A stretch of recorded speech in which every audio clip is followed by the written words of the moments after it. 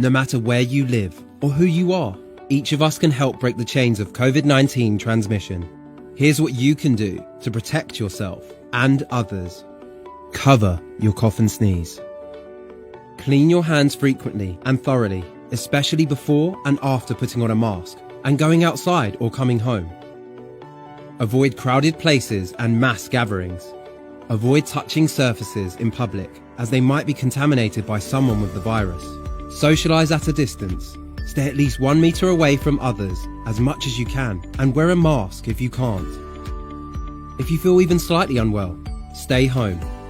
Call your local health authorities and get tested. If you test positive, follow the recommendations from health authorities about how and where you should isolate from others and receive medical care if needed. Make a list of people you have recently been in contact with. Self-quarantine for 14 days if you have been in contact with anyone confirmed with COVID-19.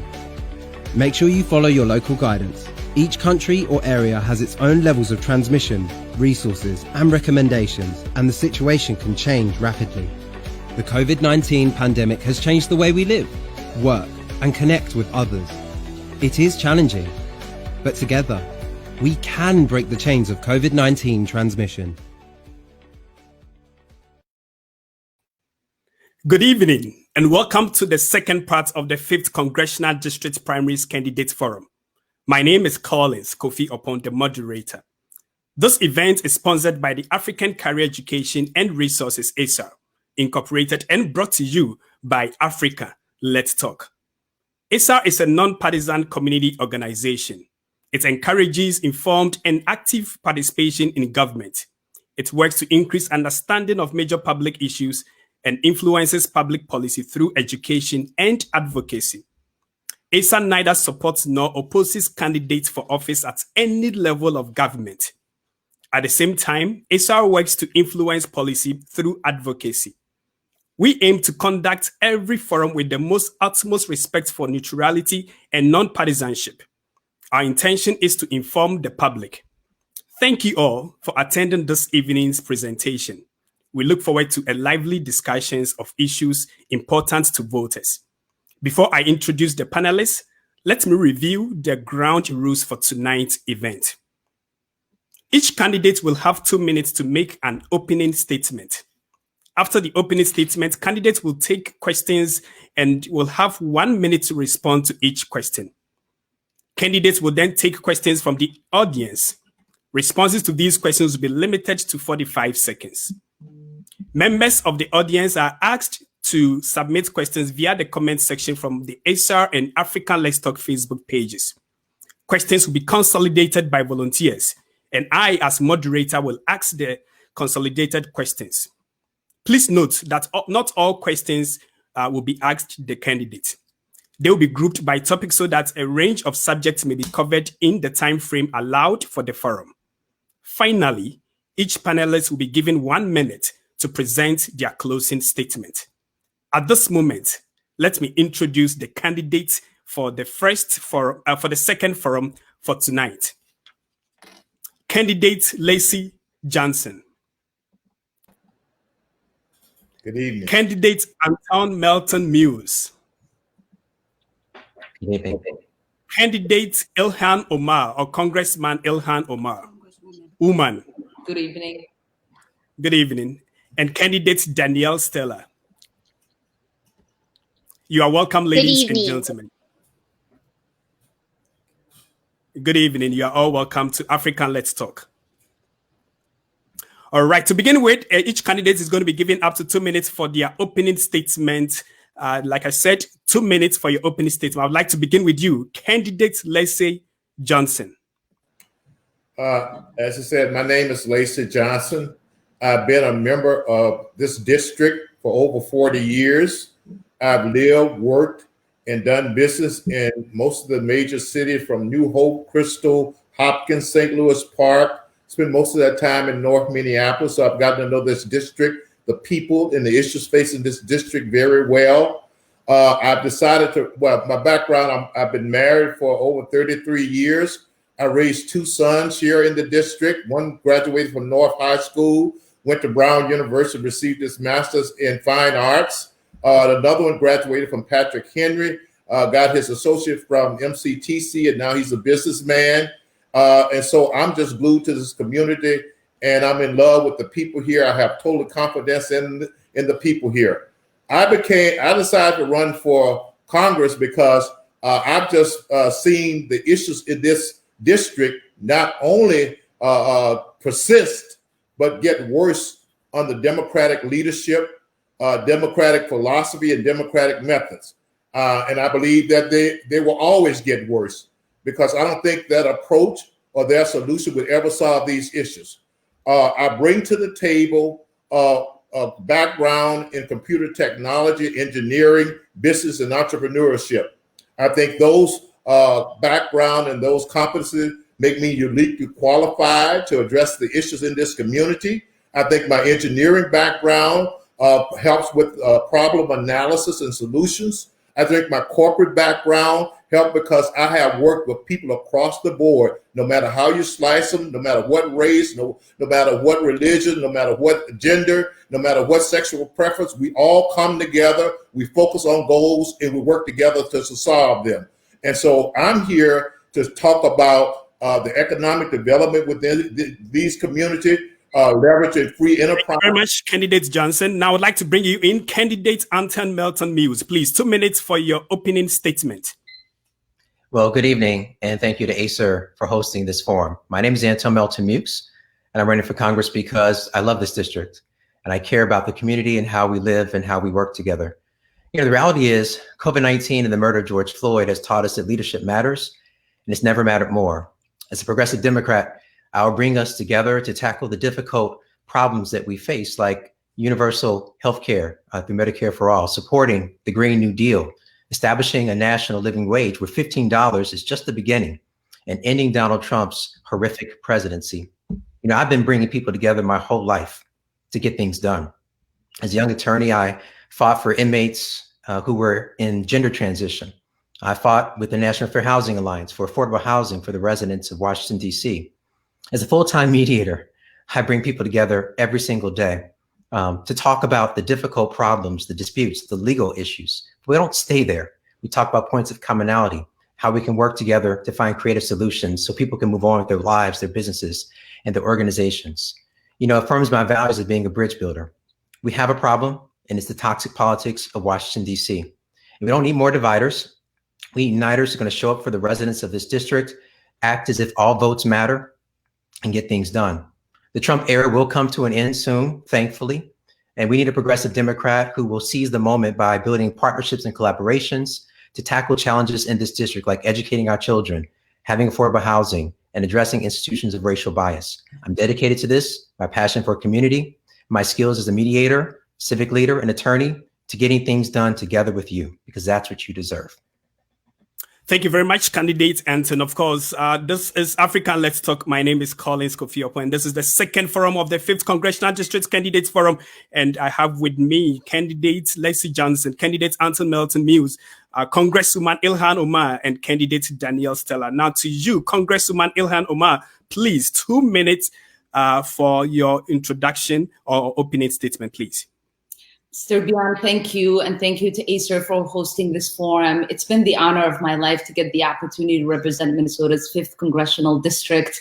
We have not only been dreaming big, but we've been fighting hard for transformative change. It's been really exciting to be able to build coalitions and work with our district in addressing many of the disparities that continue to persist in our district by fighting for Medicare for All, introducing the Homes for All legislation, working on a Green New Deal, and providing economic justice. It's been really a great opportunity to have had 32 forums and town halls in order to deliver information to our constituents, to host district in your corner, to be able to get information to our constituents across every single aspect of life, and to have the opportunity not only to address our immigration crisis, but also fight the heinous ways in which this president has treated immigrants who are seeking a better life. We now have an opportunity to look at what leadership looks like when it comes to dealing with criminal justice reform, and look at what leadership looks at when it comes to building coalitions and getting the support of organizations that have been fighting on the ground. All right. Thank you very much, Congresswoman Ilhan. Now to you, candidate Danielle Stella, please, 2 minutes for your opening statement. I'm an America First candidate, Danielle Stella, and I'm running for Congress to preserve our American heritage, culture, and institutions. I'm here to always tell the voters and constituents the truth. Right now, we are under attack as a nation. We are being faced with challenges that we have not before seen. We have not stuck to our Constitution. Slowly, it has began to erode away from us. I have a background in education working with our children. When I look to our future, our immediate future, I am scared on behalf of the children and on behalf of all the families. This is not what we are about as a country. We are not about division and chaos and inner turmoil in our state. We, as a nation, we have a constitution. It is not being followed.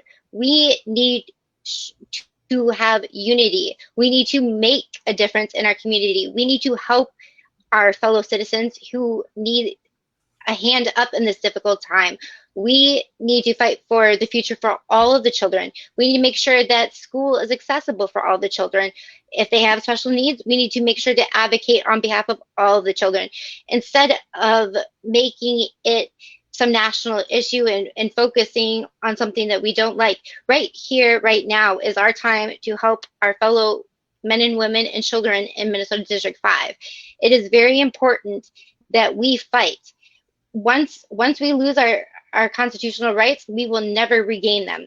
And we have seen in the last month and a half, 2 months, how bad things are getting. And looking at the number of men and women who are homeless and looking at the increased crime rates, these are all very concerning to me. And these are things that we must take immediate action to change these things. All right. Thank you very much, candidate Danielle. Once again, this is the second forum of the 5th Congressional District Candidate Forum right here on African Let's Talk, and is sponsored by ISA. At the moment, we'd like to take a quick break and come back into the main discussion.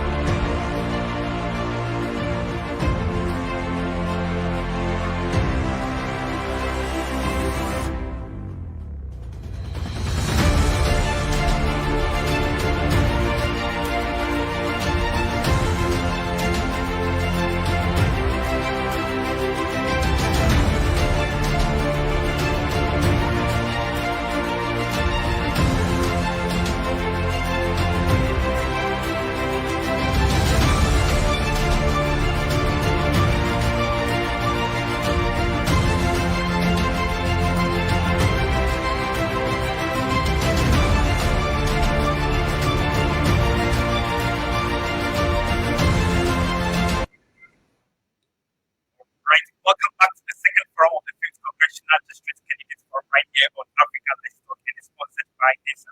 Now to the main question, starting with immigration. And each candidate has 1 minute to answer the question on immigration. Cities in our districts have a growing immigration population, making great contributions to our communities. Do you support comprehensive immigration reform? If elected, what would your priorities be to change our current systems?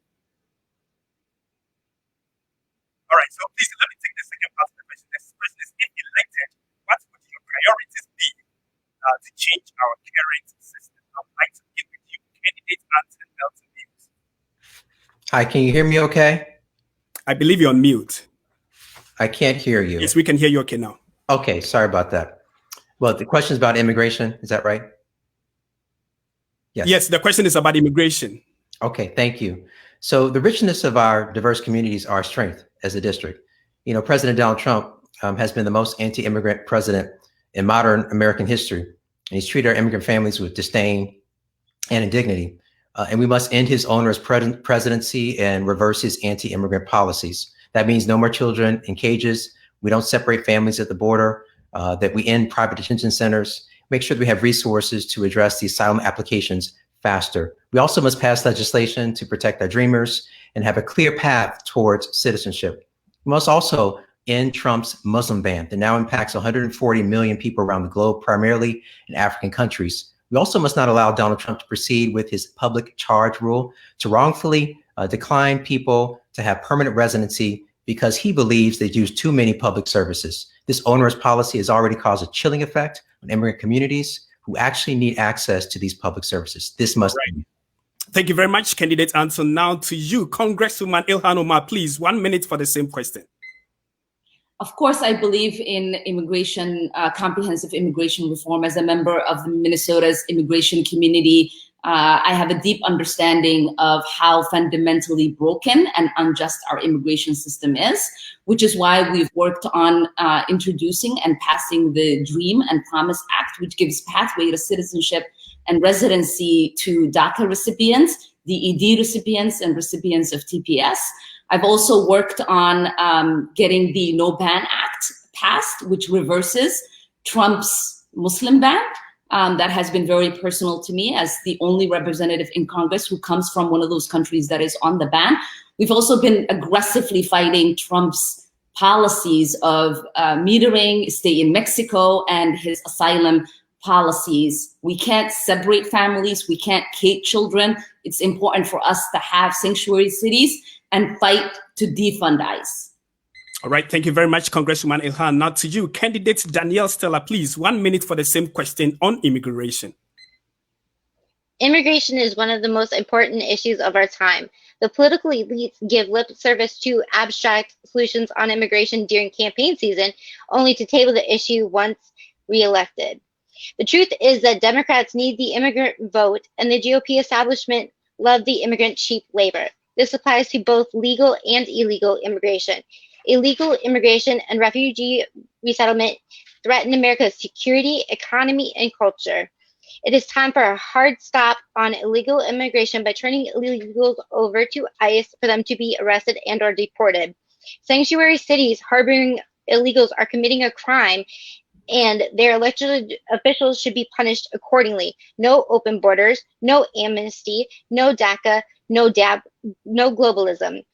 America is now importing another 1 million legal immigrants every year through birthright citizenship, chain migration policies, and massive abuse. Thank you very much, candidate Danielle Stella. Now to you, candidate Lacey Johnson, please. You also have 1 minute for the same question on immigration. All right. America is a country of immigrants, and immigrants have contributed vitally to our success. So we should always welcome legal immigrants. But we must first clear the backlog of immigrants currently waiting to come in this country legally by hiring more judges, creating more courts, and other measures to speed up the process. We must also, in the process, respect the sovereignty and security of this country. We must stem the flow of illegal border crossing, mainly to address a lot of current issues. Paid smugglers, assaults on women, incentive for putting children and infants in danger, employer abuse, driving down wages, all those things come with illegal immigration. I believe everyone must obey the law. No one should be rewarded for breaking the law, from the president on down. And if any immigration law is unfair or unjust, I will work with anyone to change that law. So that's my basic idea as far as we approach the immigration situation. Right. Thank you very much, candidate Johnson. Now we move on to the next question on housing, and each candidate will be allotted a maximum 1 minute for the question. 52 years after the passage of the Fair Housing Act, our nation as a whole, and especially Minnesota, is once again on the brink of a devastating housing crisis that excessively impacts low wealth and communities of color. Housing is a major issue in District 5. Why have we failed? How would you address this issue? I would like to begin with you, Congresswoman Ilhan Omar, please. Thank you.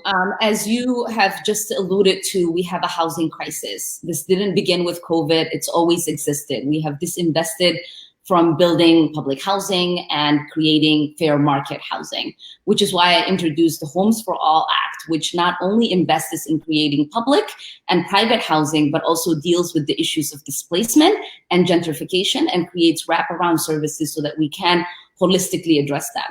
Look, here in the Fifth, 50% of our residents are renters. These are people who are already housing insecure, people who are looking at probably being evicted as soon as the eviction moratorium ends, which is why we've started an eviction task force to deal with the issue that might happen. We've also introduced the rent and mortgage cancellation, which provides support for our families who haven't been able to pay their rent since April. To me, housing creates security, housing creates stability, and we have to recognize housing as a human right. Thank you very much, Congresswoman. Now to you, candidate Danielle Stella, please. You also have 1 minute for the same question on housing, please.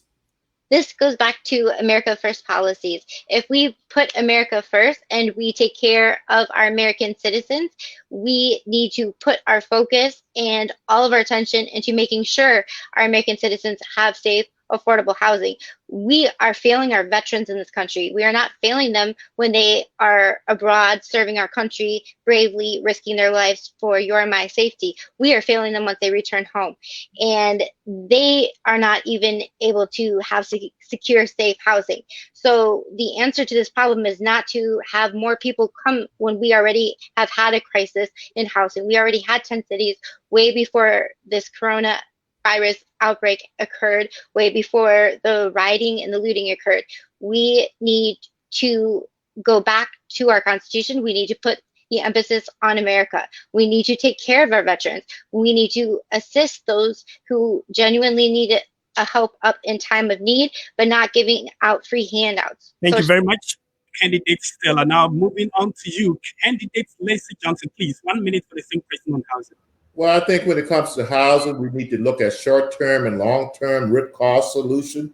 In the short term, once again, we need to not look at it as a local or state issue, but on a national level. We need to create incentive for building and settling in sparsely populated areas of the country, states and local jurisdiction. We need to look at housing development and design to accommodate more families in less real estate. We even need to look at short-term assistance to ensure people are not homeless. We need to address contributing issues such as low wages, mental health, and substance abuse. The bottom line, we need to promote two-parent households as a way of doubling household income. We need to create generational wealth using things like the Opportunity Zone. And in other words, my affordable housing program boils down to this. It's to help people in these communities make enough money, have a debt-to-income ratio, down payment, and credit score to afford the housing that they want. And that's what I will work for in this district. Thank you very much, candidate Johnson. Now to you, candidate Melton Mills, please. You also have 1 minute for the same question on housing, please. Well, thank you. So growing up, I watched my mother help people find affordable housing. So this is an issue that is deeply important to me. In the midst of this pandemic, we must take immediate steps to stem the crisis by passing immediate rent and mortgage relief for families that are in need. Otherwise, we'll see this cycle of homelessness continue like we've seen with the homeless encampments. These are our residents and our friends. Next, we need long-term solutions to address the affordable housing crisis. I'm calling for $75 billion in federal support to increase the amount of affordable quality rental units. Renters also need to have more flexibility. So I support housing choice vouchers that puts money into renters' hands to find affordable private rentals, affordable ones. We must also provide resources to address our flawed credit system so that marginalized communities can become homeowners. And we all know that is a pathway to generational wealth. Lastly, I have a plan to pay for my plan, which is to repeal Donald Trump's onerous estate giveaway to millionaires and billionaires. This plan is good for communities and will make great strides towards addressing the affordable housing crisis. Thank you very much, candidate Melton Mills. This once again is African Let's Talk. My name is Collins Kofi Opon, and this is the second forum of the 5th Congressional District Candidates Forum, which is sponsored by ISAR. And our participating candidates are candidate Melton Mills, candidate Danielle Stella, Congresswoman Ilhan Omar, and of course, candidate Lacey Johnson. The next set of questions would be on police reform. Each candidate will have a maximum 1 minute to answer the question. What steps do you think we should take to address police brutality against communities of color and marginalized communities? I would like to begin with you, candidate Danielle Stella, please. I think that we do need to have that conversation. However, the issue is not at hand where we actually bring it to the table that we're going to get rid of our entire police force. When we make such drastic comments like that, that is alarming to every parent, every person who has a loved one who lives in our district. When we see the crime rates skyrocket over a direct result of what this has said. Not every police officer is a bad person. They chose to go into a dangerous position for their career. They willingly go into dangerous situations every single day of their life. They risk their lives to protect our community. The answer is not to get rid of them completely. The answer is to maybe change and have better training and implement maybe an elect. Thank you. Thank you very much, candidates Danielle Stella. Now to you, candidate Lacey Johnson, please. You also have 1 minute for the same question on police reform. Police reform, first and foremost, we all agree that what we saw in the George Floyd killing is inhumane and unjust. And as a society, we must work to the best of our ability to prevent that from happening again. Now, we need to stop setting up this issue as us versus them, as villains versus victims. We all, including law enforcement and especially members of the community, must come together as stakeholders and look at things such as hiring, training, accountability, and especially culture. We need to look at the human elements of this issue. Look, whether we are in a marriage, friendship, employee relationship, or any other relationship, issues are seldom solved between human beings when we start off with, you're wrong and you need to change. And that's what we've been doing so far. So responsible leadership included leadership all around, law enforcement and the community, and taking a very different approach to this. Thank you. Thank you very much, candidate Lacey Johnson. Now to you, Congresswoman Ilhan Omar, please. You also have 1 minute for the same question on police reform. Our communities have been crying out for reform to our justice system and to our policing system. And we have had now the opportunity to turn their cries into legislation, which is why within a month of the murder of George Floyd, we introduced the George Floyd Justice in Policing Act, and were able to pass it on June 25th. What it does is that it gets rid of qualified immunity. It bans the no-knock warrant. It bans chokeholds. It bans and it creates a database where police officers who use misconduct can have their information stored where others can see it. And it allows for an opportunity for there to be transformation within our policing system.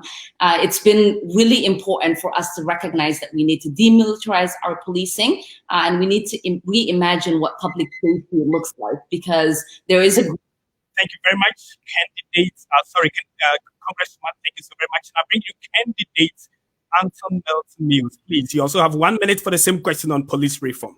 Thank you. Well, in the wake of the murder of George Floyd, and now's the time to transform public safety and reduce public police violence. At the federal level, we must demilitarize the police. We must pass a uniform standard for excessive force, end qualified immunity, and end police sexual violence. We must also have more oversight of police that stem the pattern of discrimination.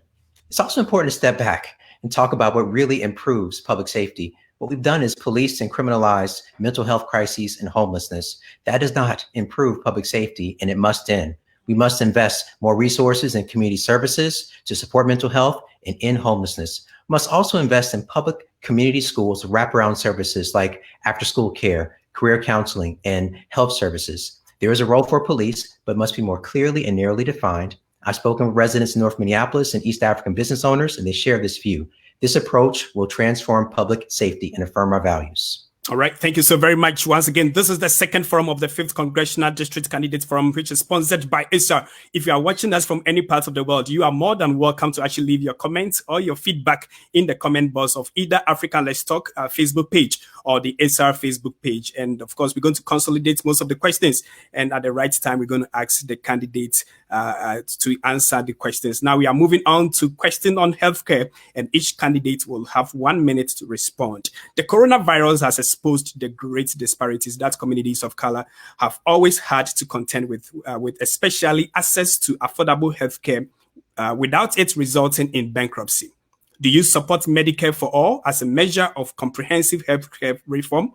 Why or why not? I would like to begin with you, candidate Lexi Johnson, please.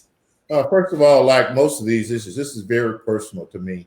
When I was 7 years old, I had a 5-year-old brother who died of bronchitis and diphtheria because we did not have access to health care.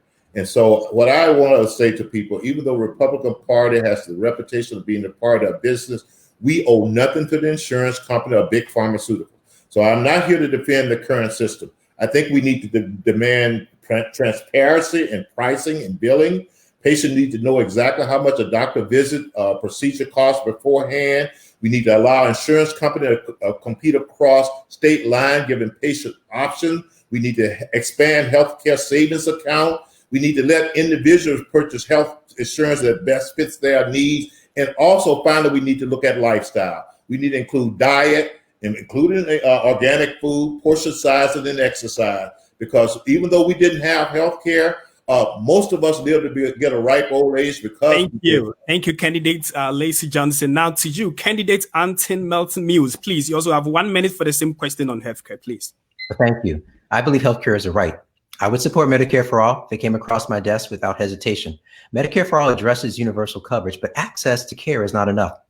We need to improve health, especially in our communities of color. People of color face higher rates of chronic disease, shorter life expectancy, and higher rates of maternal mortality. This is about having healthier lives. That's why I'm proposing primary care for all. Primary care for all achieves this by shifting our health system to more primary care support, increasing the number of doctors, expanding what's considered primary care to include pediatrician, eye and dental, reproductive, internal medicine, and mental and behavioral care at no additional cost. This reduces chronic diseases and improves quality of life. Specialty care, such as surgery and emergency room visits, are also covered. This will be built out as a public option in addition to Medicaid and Medicare that will compete with private insurance to drive down costs. This will work. All right. Thank you so very much, candidate Melton Mills. Now to you, Congresswoman Ilhan Omar, please. You also have 1 minute for the same question on healthcare. This pandemic is very personal to me. I lost my father to COVID-19. I'm not only a supporter of Medicare for All, I serve as the vice chair of the Medicare for All caucus, which is why I fought to get the first hearing, and now we've had 4. We don't need somebody who just supports Medicare for All. We need people who are going to fight to make it a reality. Black Minnesotans, 50% of them are either uninsured or underinsured. We have a broken healthcare system that is making it so that somebody dies because they can't afford insulin. It is fine to have primary care, but what happens to the surgeries? What happens to cancer treatment? What happens to the actual life-saving treatments that we need every single day? It is important for us to think about how to fix our broken healthcare system and care for all Minnesotans and every single person in our country. All right. Thank you so very much, Congresswoman Ilhan Omar. Now to you, candidate Danielle Stella, please. 1 minute for the same question on healthcare, please.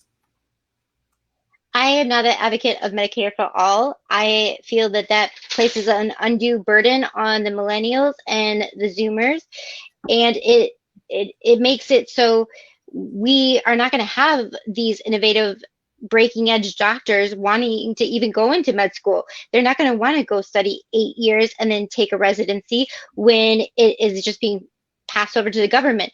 The answer to this issue is not more government control. It is common sense approach. And instead of focusing our government resources on things like abortion, if we didn't do all of that, we could have these type of clinics that are in need in certain communities. But the answer is not to have our doctors all forced to provide Medicare for all. It is not working out for other countries. It causes huge waiting lines. And to compare it, look at the VA. Thank you very much, candidate Stella. Now, at this moment, we'll be taking questions from the audience. Kennedy Mensah comes in and he says, I am concerned about the influence people with money have on our democracy, calling themselves lobbyists while influencing policy in their favor through our elected officials. What amount of campaign contribution will you reject, and where will you draw the line in respect of influence peddlers? I actually would like each candidate to attempt to answer this question. And if you want to, you have 45 seconds to do that. You can just raise your hand if you want to take the question. All right. I see candidates. Lacey Johnson, please. You have 45 seconds for the question. Well, it has proven that I have a grassroots support. Last I saw, the average contribution to my campaign was $26. I didn't have any major PAC money. And therefore, I think that's the way you do it, by relying on individual donations. And therefore, you don't owe anybody anything. And you're free to concentrate on the needs of the people in this community rather than looking at chasing the next dollar from the big donors and corporations. All right. Thank you so very much. I saw Congresswoman Ilhan Omar, please. You also have 45 seconds for the question, please. I certainly agree, which is why our average donation is $18. When millionaires and billionaires are donating to you, what they expect is for you to take that phone call.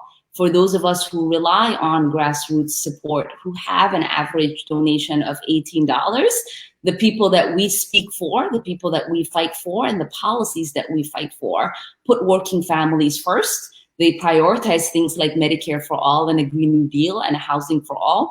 They recognize how important it is to be connected and be present and showing up for people when they are in need. And so that's why it's really important for us to reject corporate PAC money, to reject money from bloaters, and to reject money from Wall Street. Thank you very much, Congresswoman Ilhan. Now I see candidate Melton Muse, please. You also have 45 seconds for the same question. Well, I think it's important for us to be consistent on this. The same millionaires and billionaires are giving to large organizations like the DCCC, upon which some people in this group receive money. And so the key really for me is, what are you doing in terms of strength of your contributions from your district that you serve? And I'm very proud to say that we have over 1,500 contributors from the district, this 5th congressional district, more than any other person in this campaign. And I think that reflects the strength and where campaign finance should be directed towards the district support, which we have in this campaign very strongly. All right. Thank you so very much. I would like to come to you. Candidate Stella, please, do you want to provide answer to the question? You have 45 seconds if you want to. I think some of us have a different understanding what the word grassroots mean.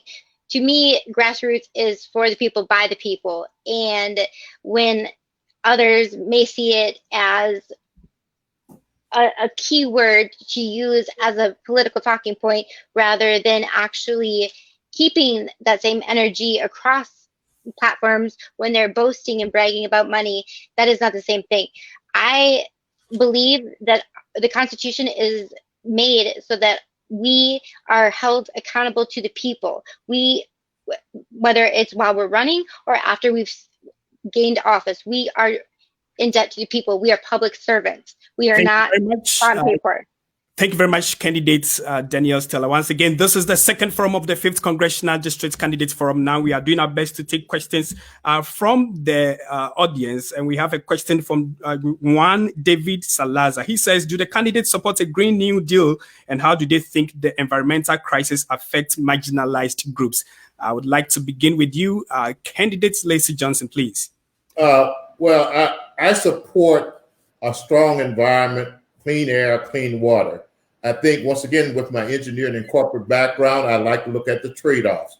I mean, we cannot put people out of jobs. We cannot eliminate automobiles. We cannot eliminate airplanes and realistically expect for people to live their lives.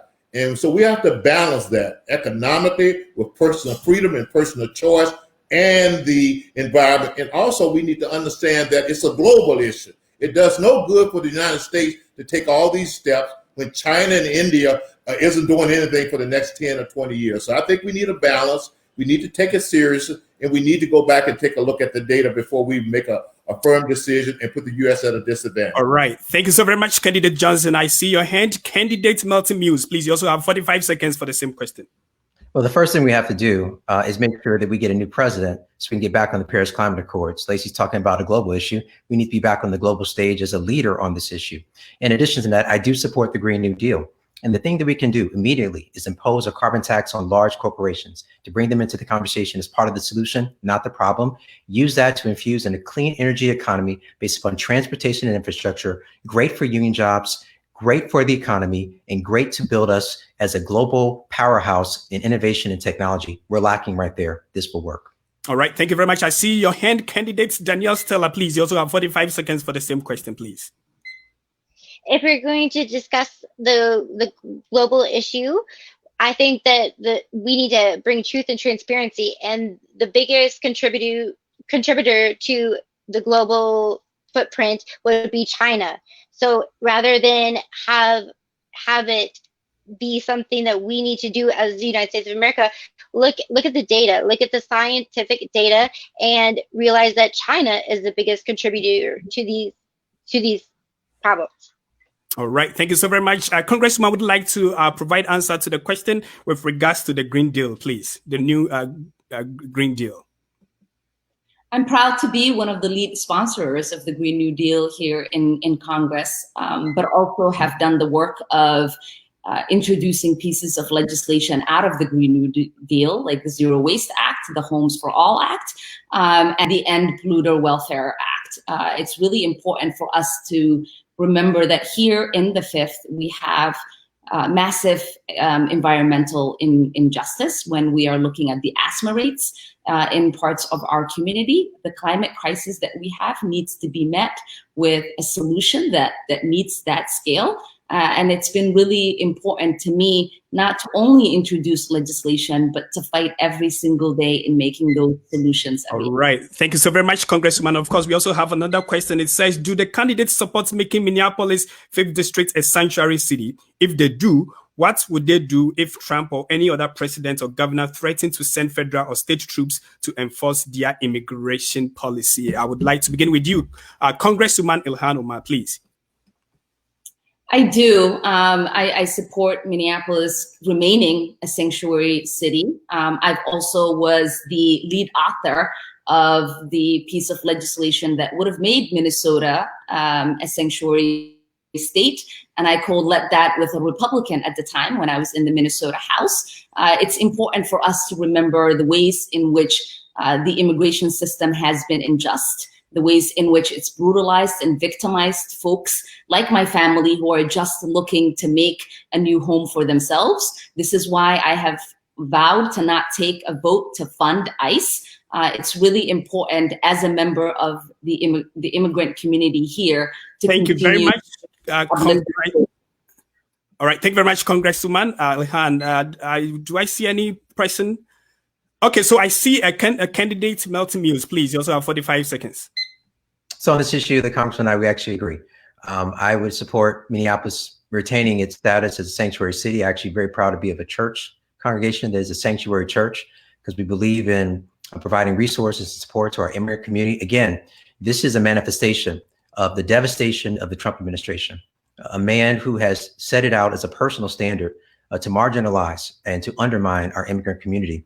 And I won't stand for that. And I'll stand against Trump in every aspect of him trying to take away the dignity and the resources from our community. So we have to do what we can legislatively to push against that and protect and support our community better. All right. Thank you so very much. I saw your hand. Candidate Danielle Stella, please. You also have 45 seconds for the same question.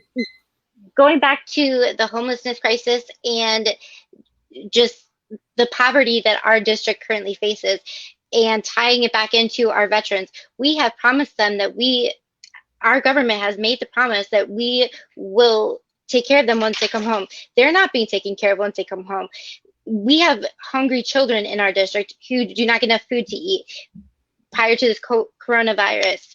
And the answer to this is not bringing in more people and having sanctuary cities take the place of America first. We need to fight for America first. And once we Thank you very much. Candidate Stella. I think I saw your hand. Candidate Lacey Johnson, please, would like to provide answer as well?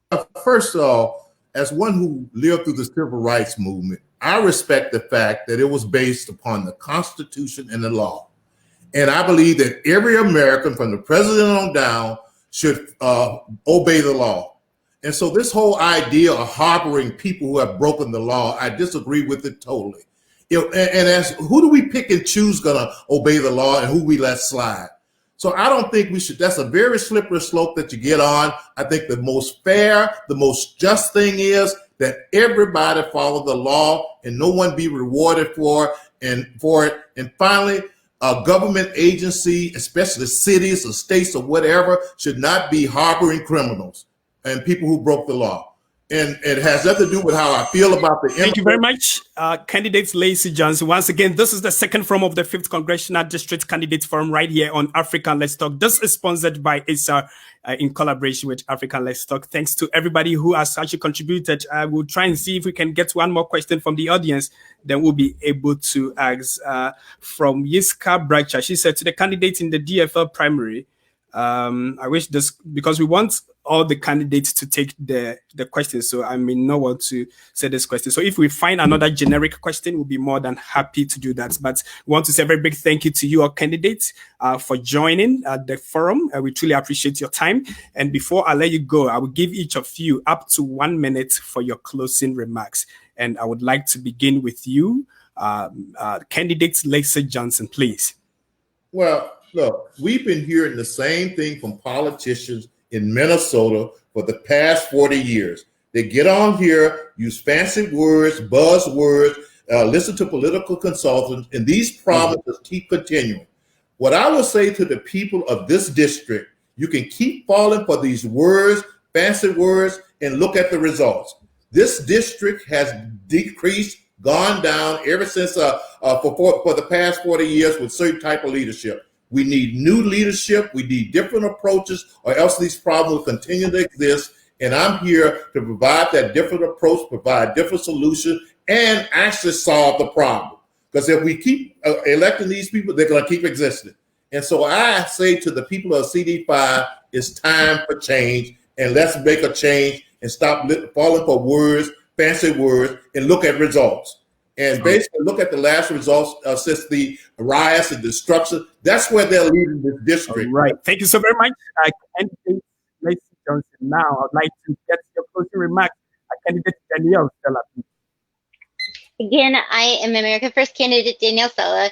I'm running to preserve our American heritage, culture, and institutions. I'm here to always tell you the truth. I call on Keith Ellison to immediately release the officer footage to the public. It is time to put America first. It is time to seize the control by the Islamo-fascists and return the power to the American people. All right. Thank you so very much, candidate Danielle Stella. Now to you, candidate Anton Melton Mills, please. You have 1 minute for your closing statement. Well, thank you for hosting this forum again. I appreciate it. I am a progressive that believes in progress. And that means that I believe in building partnerships to get things done, to bring us together to tackle the challenges that we need to face, including universal health care through Medicare for all, addressing things through the Green New Deal very thoughtfully, addressing institutions of racial bias. And we don't need more dividers in Washington. We need people that are going to unite us, to bring us together, to confront the onerous and the detrimental presidency of Donald Trump and issue into a new era of progressivism where we focus on actually getting results that the people need. I will show up for votes. I also will vote consistent with the values of this district. That's my promise to you. And thank you for having me. All right. Thank you so very much, candidate Melton Mills. Now to you, Congresswoman Ilhan Omar, please. You have up to 1 minute for your closing statement. I'm incredibly proud of the accomplishments we've had over the last year and a half to not only lead the Minnesota delegations in the number of bills passed and amendments passed, but to also have had the opportunity to return over $400,000 to our constituents, to hold over 32 town halls to be with constituents, to raise over $350,000 when COVID hit for nonprofits to provide to our community, to also have had the opportunity to deliver 20 tons of food distributed to people who are struggling. It's been the honor of my life to get the opportunity to show up every single day, to build the coalitions, to get things done on your behalf, and to deliver as the whip of the Progressive Caucus and as a leader in our district and in our country. All right. Thank you so very much, Congresswoman Ilhan Omar. Once again, we want to say a very big thank you to all the candidates for joining the conversation. Candidates Anton Melton Mills, candidates Danielle Stella, Congresswoman Ilhan Omar, and of course, candidates Leslie Johnson. We truly appreciate your time.